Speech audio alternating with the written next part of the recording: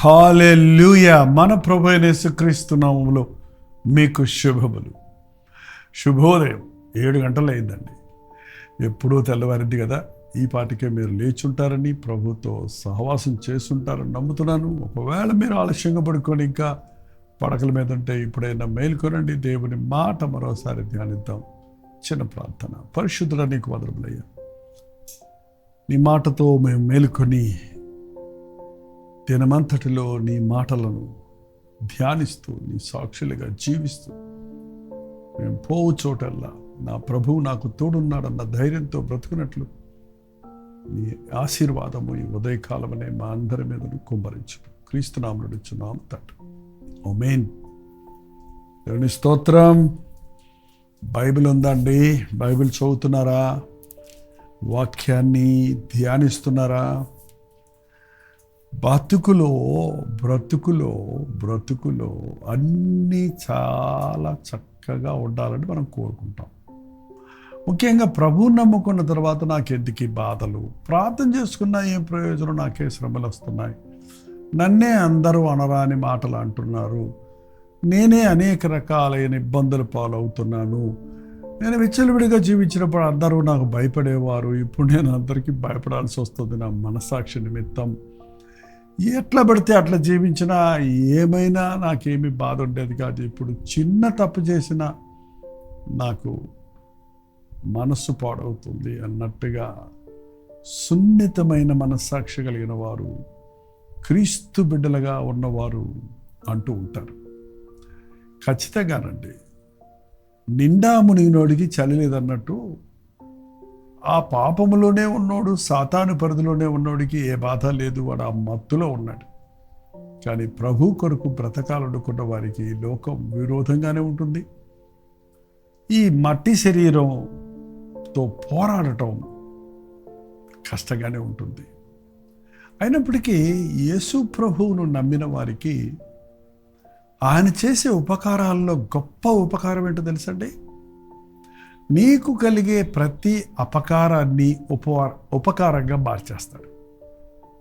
నీకు కలిగే నష్టాన్ని నీకు లాభంగా మారుస్తాడు. నీకు కలిగే బాధను నీకు ఆదాయంగా మారుస్తాడు. నీకు ప్రతిఫలం ఇస్తాడు. అందుకనే మనం క్రీస్తు నిమిత్తమై శ్రమపడుచున్నప్పుడు, క్రీస్తు నిమిత్తమై నిందించబడుచున్నప్పుడు దుఃఖపడవలసిన అవసరం లేదు. ఎక్కడికి వెళ్ళినా, ఎలాంటి పరిస్థితుల్లో ఉన్నా, ఎలా మనుషులు మనల్ని ఎలా ట్రీట్ చేసినా, ఎలా మన పట్ల ప్రవర్తించినా, అవన్నీ దేవుడు మనకు అనుకూలంగా మార్చి మనల్ని మరింత అనుభవశాలులుగా, ప్రేమపూర్ణులుగా, ఆయన సారూప్యాన్ని చూపించేవారిగా మలుచుకుంటాడు. ఉదాహరణకి మన పరిశుద్ధుడైన పౌలు గురించి మీరు కొంచెం ధ్యానిస్తే, ఆయన జీవిత విధానాన్ని, ఆయన పరిచర్య విధానాన్ని పఠించి గుర్తిస్తే, బహుశా ఆయన ఎదుర్కొన్నన్ని శ్రమలు, పోరాటాలు ఈనాటి మాలాంటి సేవకులకు లేవండి. కానీ అన్ని పోరాటాలు, ఆటంకాలు, శ్రమల మధ్యలో కూడా ఆగకుండా సాగిపోయాడు. వాటన్నిటినీ అనుకూలంగా చేసుకొని ప్రభు సువార్తను మరింతగా ప్రకటించగలిగాడు.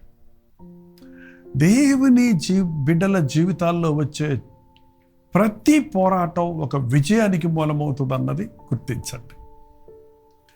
ఫిలిప్పీలకు రాసిన పత్రికలో ఆయన 1వ అధ్యాయం 12వ వచనంలో పౌలు అంటున్నాడు, సహోదరులారా, నాకు సంభవించినవి సువార్త మరి ఎక్కువగా ప్రబలమగుటకే సమకూడనని మీరు తెలుసుకొని కోరుచున్నాను.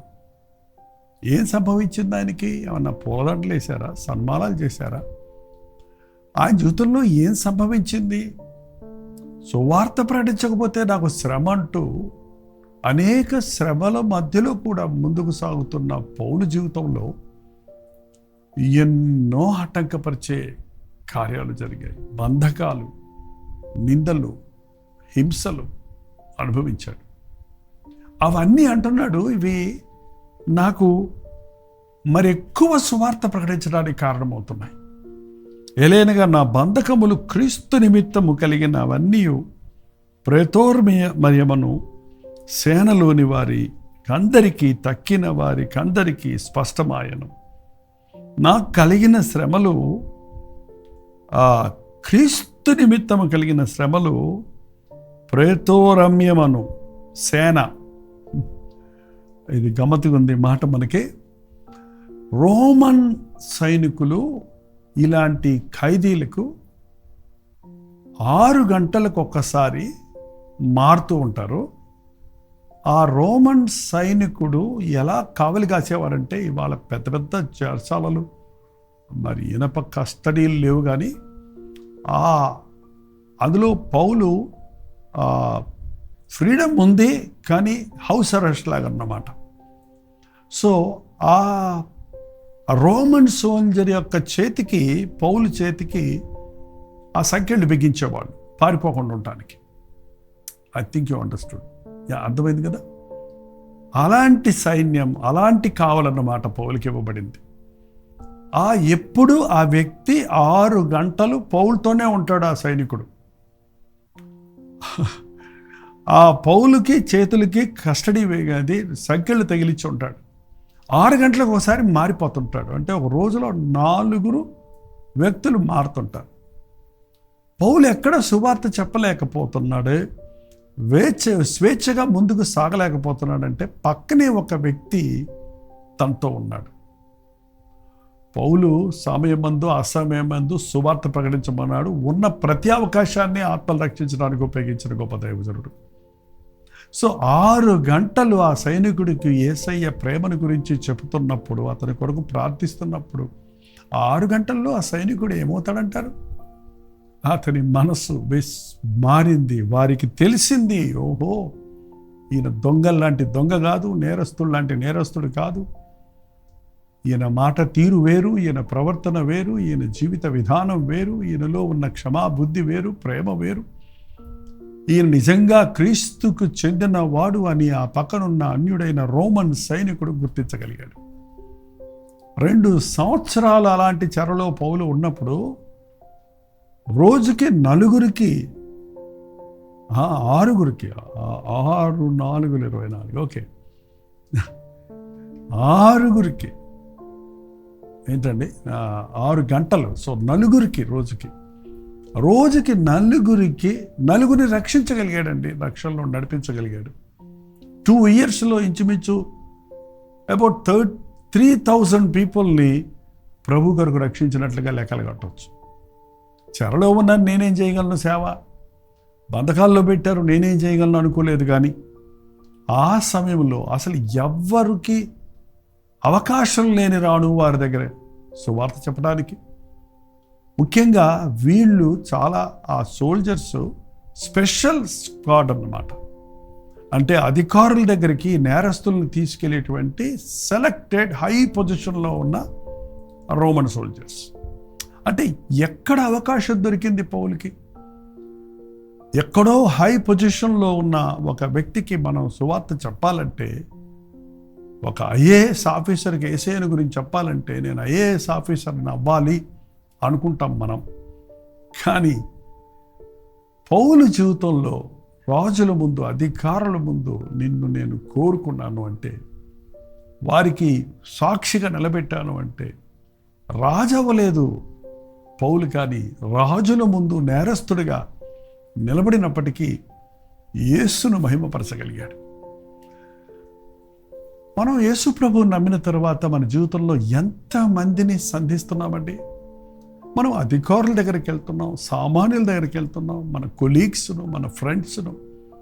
రోజులో మనం ఎదుర్కొంటున్న ప్రతి ఒక్కరిని యేసు కొరకు సంపాదించాలి, యేసయ్య ప్రేమను గురించి చెప్పాలి అనే ఆత్రుత కలిగిన వారిగా మనం ఉన్నామా? ఒక పాస్టర్ పని అంటే మరి స్టేజ్ మీద ఎక్కి మైక్ ముందు ప్రసంగించడం అనుకుంటారేమో, కానీ కనబడిన ప్రతి ఒక్కరికి ప్రభువుడి గురించి చెప్పడానికి ప్రతి సిచ్యువేషన్లో, పరిస్థితుల్లో కూడా ప్రభువునే గణపరచడానికి ఆశపడే నిజమైన క్రైస్తవులుగా మనం ఈ అంచెదనాల్లో ఉండవలసి ఉందండి. ఖచ్చితంగా బంధకములు, శ్రమలు, నష్టములు ఆల్రెడీ దేవుని బిడ్డలకు హింసలు ప్రారంభమైంది. ఇవన్నీ దేవుడు మనకు మేలుగా మారుస్తాడు. Don't be discouraged. నిరుత్సాహపడకండి.